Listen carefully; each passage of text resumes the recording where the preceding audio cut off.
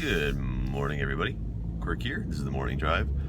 It is March 9th, 2016, and basically what I do, if you haven't watched one of these before, is I drive to work. During that drive, it's like a 15 to 20 minute trip, so while I do that, I read comments from the video before. If I run out of comments, I start to just ramble about stuff.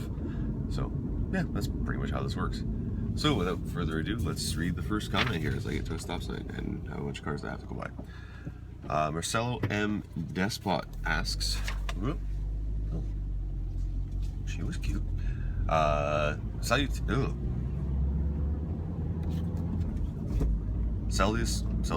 even know what that says. Saudos Quirk? I don't know. Josh seems like a prankster, or is it just my perception? How do you think you control him? Gracias, a bit of Spanish to spice up the morning. Have a great day, mate. Okay, so it was Spanish. I was confused there. Yeah, he's definitely a prankster. He likes to, I'm trying to think of the easiest way to put this. He likes to kind of throw everybody together and make it like a group thing, like when we do the Get Down, Mr. President, where we all do this and then jump on the last person to do it.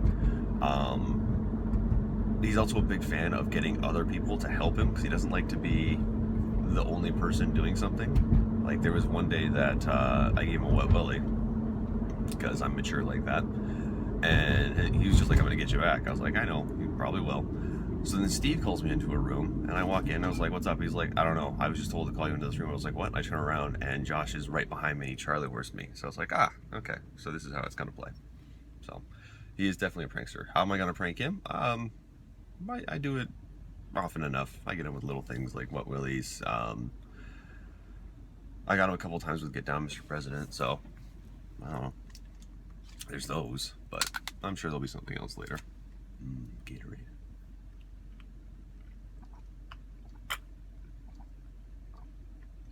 That was good. This week's episode provided by Gatorade.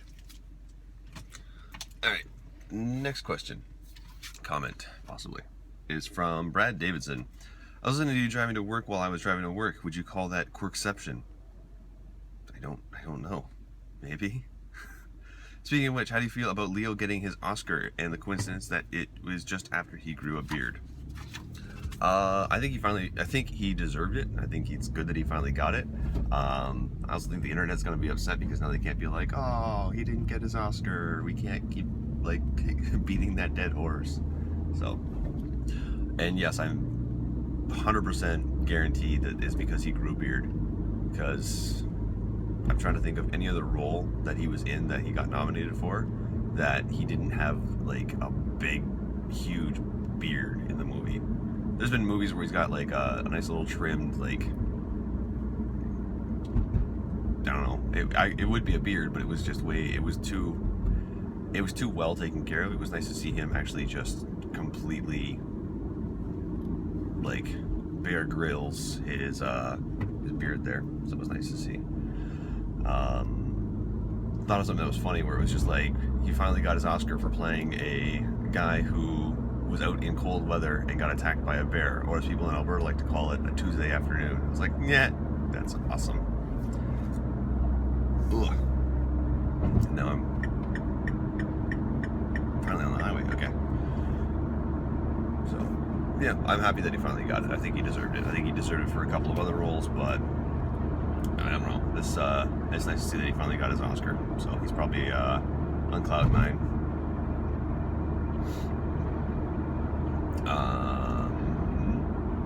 Next up we have Fallen Hero. Why do you keep saying John Cheese? It's John Cleese. Yes, I know. That was my bad. Freudian slip. But yeah, I know it's Cleese, not cheese. I just kept saying cheese for some reason.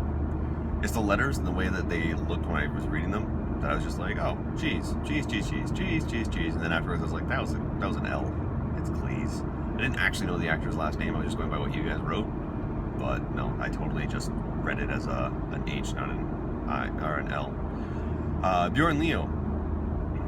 What do you think Matt would say if you play some other minis than GW as Counts has, because they would look cooler? I don't think he would be too upset as long as we didn't do it like all the time, because with the Deathwatch campaign he started to include like Infinity miniatures and some War Machine miniatures and stuff like that. And he hasn't had them count as anything, but he's definitely given them weapons and weapon profiles and stat lines and stuff like that. So he is doing that. Like when it was the 4 of us playing, we had a couple Infinity miniatures running around shooting at us, and we didn't know how to deal with them because we didn't know their stat lines. It wasn't like, oh, that's a dark, the Dark Elder Warrior. There's the K, and it's gone. I keep wanting to say like Cabal, and it's not even close. Cabalade. It's like, oh, that's Cabalade Warrior, so we know the stat line to that. It's like toughness 3, strength 3, 1 wound, whatever. And then we have this thing, it's just like, okay, somebody shoot at it so that you can figure out how tough it is. Alright, well, what are we shooting at it with? I don't know, shoot at it with a bolter. Alright, need a 4 to wound. Okay, alright, so it's toughness freaking 4. Alright, what's its save? Well, we need to wound it. You didn't roll a wound, so we don't get to know what its save is? Crap. So that was pretty much what was happening behind the camera when we were trying to shoot at that thing, because we had no idea what the stat line was on it, so we were shooting like different weapons at it, trying to figure it out. And then when it would shoot at us, it would miss, and we'd be like, okay, so its ballistic skill's this, but what's the strength of that weapon? I don't know, we missed all the shots. One of us needs to get hit. So Matt was playing dirty that way. Still fun. It was definitely stressful when we were like, what are you? What? I don't think he would get too upset.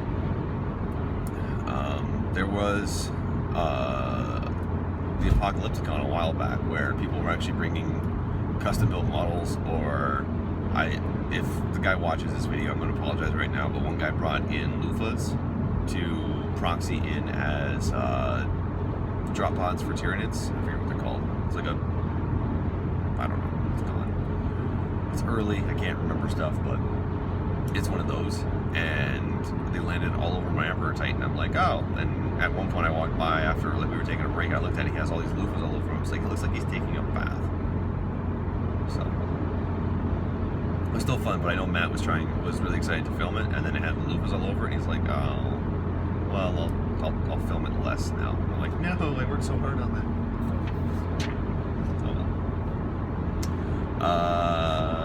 Next up we have Cody Asher. Quirk, if you could make a codex or supplement for 40k, what would it be? P.S. I have been telling everyone you're a joke and they love it. Please tell us more. I will try and remember some more as I go through this drive. If I could make a codex.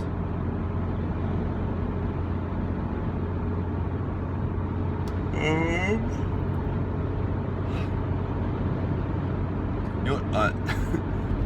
One thing that I think would be awesome would be 40k dwarves. It would be hilarious just to see like dwarves in their version of power armor and flying their ships and doing all that kind of stuff. I think that would be hilarious. Just because it would be like, I think dwarves in fantasy are hilarious. I don't want to play them. I just think they look funny, and there's like their stat lines, the way they play in their rules and stuff like that are funny, especially with Age of Sigmar, where it's like if you have a bigger beard than your opponent, you get to reroll this. It's like, that's dumb but awesome. So yeah, I would have to say if I could make one, I would make like a dwarf codex. Space little people with beards, and some of them have cyber beards. That's why I'm not allowed to make. This is why I'm not allowed to write stuff. It gets silly. Alright. Next comment is from CJ Phoenix. Morning. Have you ever been drag racing? Have you ever drag raced your Mustang either as a track or even between the lights versus some kid in a Honda? Yes. But it wasn't some kid in a Honda. It was some kid in a Dodge Challenger. And I pulled up to the lights, and I haven't revved my engine or anything like that. It's just kind of idling, and it's pretty beefy when it idles. And this guy's next to me, and he's got his Challenger, and he looks over and he just revs his engine, and I'm like, I'm not gonna rev my engine. I'm just gonna sit here for a second and see if he's serious or not. So I'm sitting there, but he revs his engine. He does like the thing, like, okay. So I look back, I give him a look. He's like, all right. He's doing this, and I'm looking at him. He's doing this. I'm like, it's an automatic. It's an automatic, okay. And he's like all prepped and ready to go, and I'm like, all right.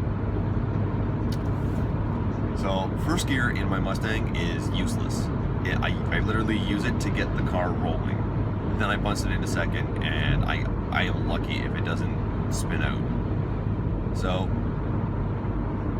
we're sitting there, waiting. Finally the light turns green, and I hear him slam down on the pedal, and compared to my car, it sounded like an e-bike starting up. It was just like, and I'm like, oh, that hurts. That hurts so bad to hear. And you just see him like semi-take off. I popped it into first, and I'm just like, okay, and I get the car rolling, and I dropped it into second and just floored it. And I spent probably 2 seconds spinning my tires, and I'm like, okay, it'd be nice to get going now. As soon as rubber caught, I was gone. I went flying past the guy. I ended up stopping at the next red light, and he pulls up next to me again. I look over at him, and he's just sitting like, that's okay. Maybe don't try and race somebody in a stock Challenger. Just a tidbit there. So yeah, it was special. Yeah, your car looks nice, but it's not that fast. But why are you tailgating me? There. Go nuts. Be free. She did not look happy. Why is everyone so like in the morning? I know you gotta go to work, but come on, be happy.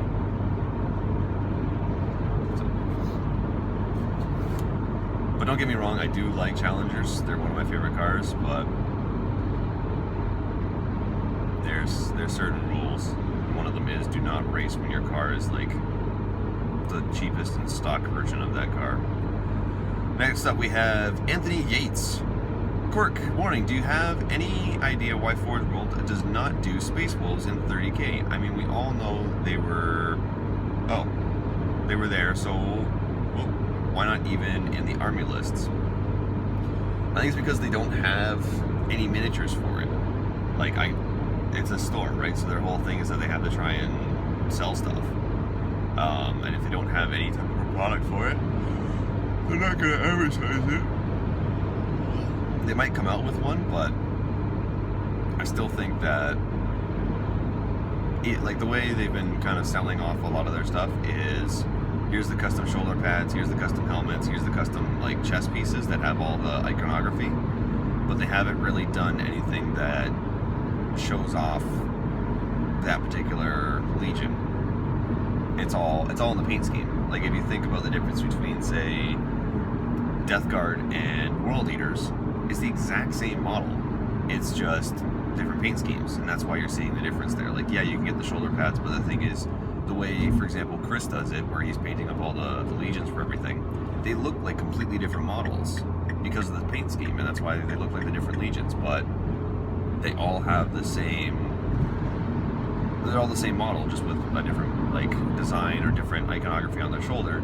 And I think Forge World is just like, well, we've got the easiest route here, and that's just make a shoulder pad that has a logo of whatever the faction is, and you're set. I don't know why they haven't done it for Space Wolves, and I don't know why they haven't like gone out and done custom heads where you have like the guys with big beards and the crazy mohawks and stuff like that. It's just, I don't know. I think they should, but the reason for them not advertising is because they don't have any products in that line, so they're not going to show it. Like, they're not going to be like, hey, here you go. That's all. It's the same reason why, like, why don't they have Ultramarine Contemptor Dreadnoughts? They just haven't gotten that far yet. They have a bunch of other legions, like you got Alpha Legion, you've got Salamanders, you've got World Eaters, you've got Emperor's Children, but no, there's nothing for Alpha Legion, there's nothing for, I don't, actually off the top of my head, I don't know if there's an Iron Warriors one or not. But they just haven't done it, so it might be coming down the pipeline for them. I don't know. I don't have any insight into what Forge World does or how their business practices. I just have my opinion and my guesses. Next up, Fallen Hero. Do you have any pets? Yes. There's a hesitation on that because it's a little bit complicated. I have a golden retriever, but I live in a 2-bedroom apartment that does not house a golden retriever very well, so it lives with my parents. That's basically it in a nutshell. I've had fish, I've had like dwarf hamsters, which I found out the hard way. Those little suckers are cannibals. Did not know that, did not need to know that, but yeah, those tiny little adorable things eat each other. Lady at the pet store had no idea what was going on, but I was like, oh, should I get two? They're like, yeah, that way they don't get lonely. I was like, okay, that sounds great. I got two, and like a couple months later I walk in and the one has killed the other one and is eating it, and I'm like, that's pleasant. That's not something I needed to walk in on. Okay. Now I looked it up on Google afterwards. I was like, can dwarf hamsters? Oh, they are cannibals. It was like the first thing. I was like, dwarf hamsters, and then like Google autocorrect is like, do you mean dwarf hamster cannibals? I was like, it's like you read my mind. Thank you, Google. So apparently I'm not the first person that this has happened to, which made me feel a lot better about the whole situation, but at the same time it kind of sucked. It's weird how that happens. I see someone else made this mistake, so I feel better about myself. And last comment I have here is from Thorium 1986. Quirk, when the zombie apocalypse comes, do you and the MWG staff barricade up or in the office or hit the road? I think, oh, the hierarchy that would suddenly drop on Mini Wargaming if that happened. It would full on be an argument at the beginning where I could see some of us saying like barricade up and some of us being like hit the road. I'm going to survey everyone at the office now because I'm curious. My personal opinion would be hit the road because you can only barricade up for so long, and the like MWG building does not have the requirements in the long run to sustain 8 people for that long. So we would end up having to hit the road, and everybody I know was just like, oh, when you hit the road it's more dangerous. Yeah, what? It gives you higher chance of survival when you're not, you know, starving. But that's my personal opinion. I think we all hit the. I would say let's hit the road, but that also gives me an excuse to kill zombies. Anyway, I'm officially in the office, guy, or in the part. Ugh, I'm not in the office. I can't even talk today. I'm officially in the driveway, guys. So that is it for this episode of the morning drive. As always, if you have any questions or comments you'd like me to read or answer, leave them in the comment section below for this video and I will answer them in tomorrow's video. Also, guys, don't forget to like, share, and subscribe. It certainly helps me out, and we're growing in subscribers, which is always cool, which means we get different questions. Yes, questions are awesome. That's pretty much all I got for today, guys. Hopefully you enjoyed it. As always, have a wonderful day and happy wargaming.